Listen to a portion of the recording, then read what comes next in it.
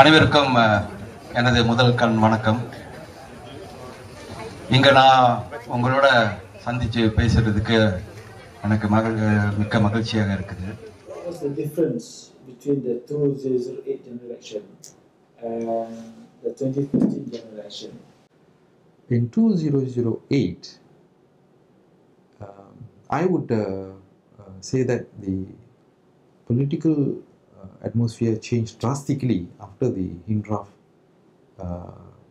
mass rally in 2007 October. Although some quarters now tend to dismiss the Hindraf factor, but I think let's be frank about it. It is the Hindraf rally which opened up people's eyes and say that yes, there can be a change in this country. Because before that, they were resigned to the fact that it will be Barisan government for a long, long time. Therefore, in 2008, there was this feeling that yes, there is a possibility of change. So people rallied, and that surprisingly, the Malays also were in on that score. What happened between 2008 and 2013? Your observation is right that the Malays and to a certain extent Indians did not feel so comfortable with Pakatan Riot. The 2013 results, although Pakatan Riot got the popular votes, they still didn't win. It is not because Barisan Nasional was stronger, but because Pakatan Riot had its own weaknesses. And the Pakatan Riot leadership should take the blame. Pakatan Riot leadership should take the blame because there were many glaring weaknesses in Pakatan. First of all, I'm talking from my discussions with these Malay groups and Indian groups. Why it became like that was because they say that Pakatan Riot did not present itself out as a cohesive unit. Even at the eve of the elections, they were attacking each other, particularly on the hudud issue. And among the Indian community, there is this feeling that Pakatan Riot is not very sincere in tackling the Indian issues. Naturally, the Indians feel, hey, Hindraf, we opened the door. What's wrong in giving us a little bit more?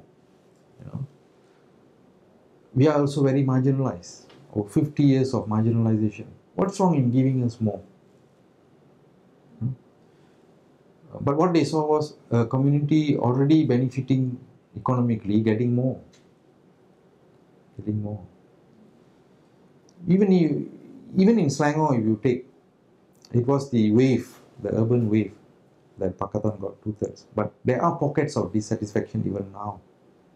So it is PR's own weaknesses. They did not present themselves out as a truly caring coalition. No cohesiveness. No real planning in terms of election campaigns. Why do we need to have major rallies and campaigns in a place where we will definitely win? Why should we have a majority of 50,000 or 30,000? Why didn't we look at marginal seats? We could have easily won another 12 seats, marginal ones, if there had been proper planning and strategy. That Pakatan failed. But Pakatan is the hope. But Pakatan still in this old thinking. While the general population has moved, Pakatan has not caught up. In terms of thinking, voting, the general population is not looking at race in that sense. But the political parties are still embroiled in this race factor. That is the sad part. They should move beyond. Because in Cameron Highlands, where I contested, for the first time, DAP, I contested under DAP.